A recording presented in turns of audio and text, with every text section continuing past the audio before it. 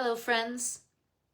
It's almost the end of the year, December 30th, 2025, and what a year we've had. If you're looking low enough, Tallulah is here. She will be 17 in a few months. She and her brother, Atticus, will be 17, and she has become insistent about being in my lap at all of the most inconvenient times, such as being on Zoom with clients or giving you a reading. So I hope you don't mind. This is Poems from Me to You, Facebook Love number 343? No, 354. I had that backwards. 354 for close to 6 years now. Amazing. I bring you 3 pieces today that really struck me at this pensive time of year. It's very cold here again, which might explain Tallulah even more. But the first one that I want to share is by Howe, and this was written for Stephen Hawking, I believe in 2019, and perhaps for Earth Day. I need to look at my notes, but it really struck me, so I'm starting with that. I have an Ada Limon, and as she always does around weather, the seasons, we'll end with some Mary Oliver to say goodbye to this year. So first, Singularity by Howe. Do you sometimes wake up to the singularity we once were? So compact, nobody needed a bed or food or money. Nobody hiding in the school bathroom or home alone pulling open the drawer where the pills are kept. For every atom belonging to me as good belongs to you. Remember? There was no nature, no them, no tests to determine if the elephant grieves her calf or if the coral reef feels pain. Trashed oceans don't speak English or Farsi or French. Would that we could wake up to what we were when we were ocean, and before that to when sky was earth and animal was energy and rock was liquid and stars were space and space was not at all nothing. Before we came to believe humans were so important, before this awful loneliness. Can molecules recall it? What once was? Before anything happened? No I, no we, no one, no was, no verb, no noun, only a tiny, tiny dot brimming with is,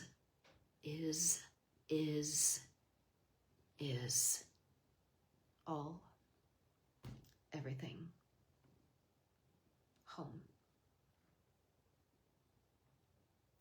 Singularity by Howe, 2019, after Stephen Hawking.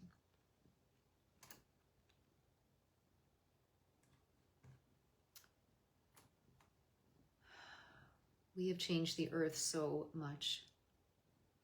I just saw today that there is a new documentary with the Dalai Lama about how we can come back to being one people, one earth, all the isness of creation, and stop all this fake separation.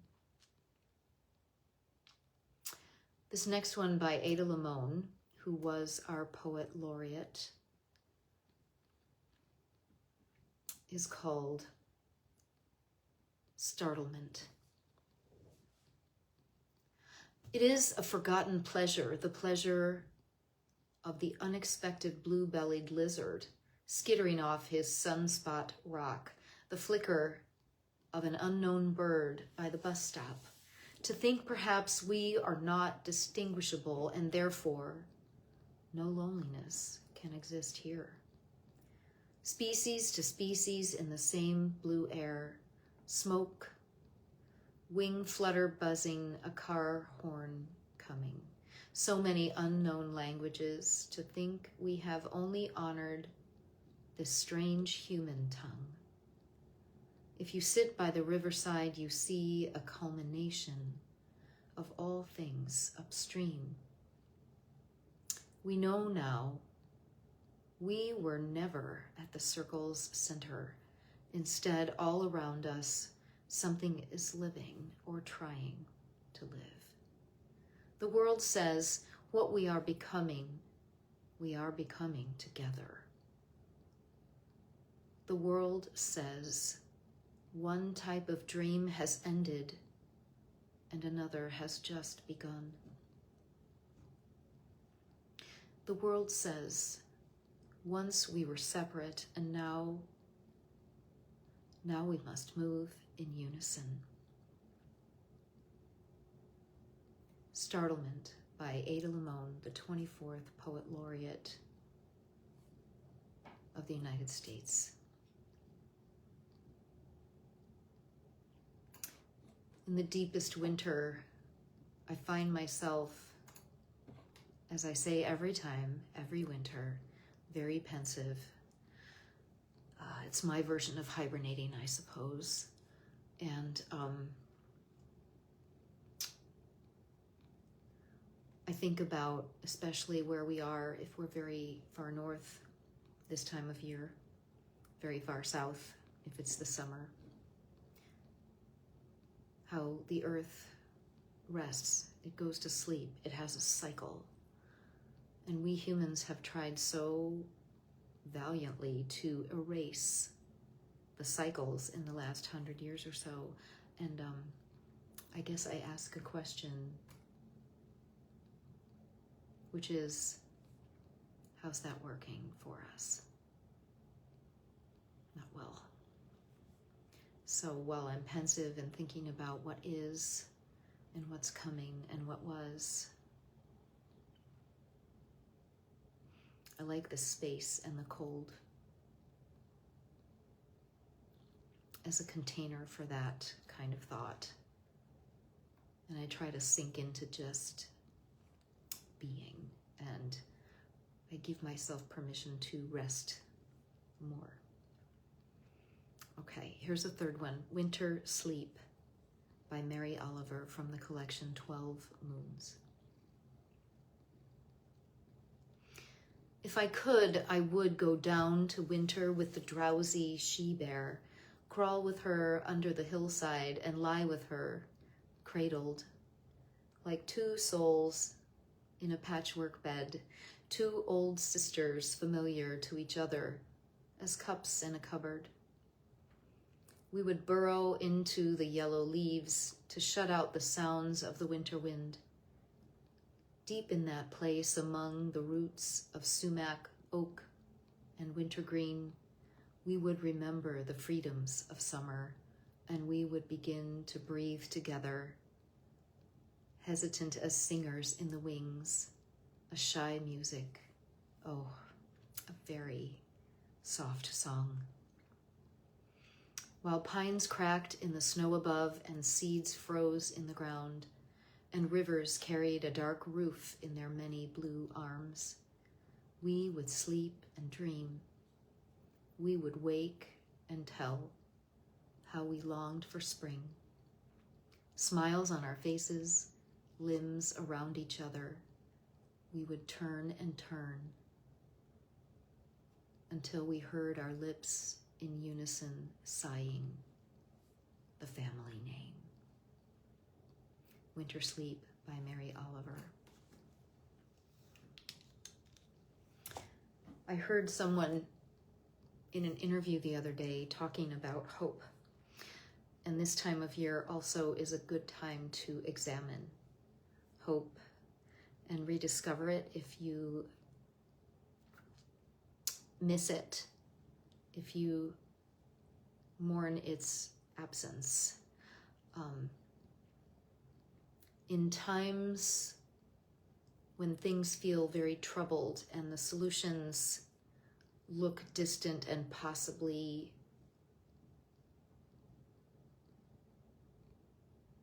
never arriving, possibly not possible. In this conversation, the two people were discussing what one can do as an individual as well as communally to make the changes that we want. And right now, especially, we in this country would prefer to stay a nation that governs itself, a nation that does not have a king or a despot, a nation not being led by those who would destroy government and go back to a version of human organization where the rich are very rich and the poor are destitute and barely making it. And the rich become more and more, in history, terrified that the poor and destitute will rise up and harm them. But at the same time, they don't want government helping those people, because they want everything for themselves. And we've known in this country, especially since the Civil War, that the best way to make everybody able to live together peacefully and to pursue the happiness that is financial and familial and business well-being, that the way to do that is to raise all boats, starting with Abraham Lincoln, a Republican, talking about how government can do what small groups of people are not able to do by pooling resources. It's just logic. Anyway, the statement about hope was, hope is an orientation of the spirit. It's not a mood, a feeling. It's not something that just shows up. It's something, it's a discipline. It's a muscle. It's something that you practice. And I have been hopeful all my life, in good times and bad. And often people around me will say that it's naive, that I'm silly.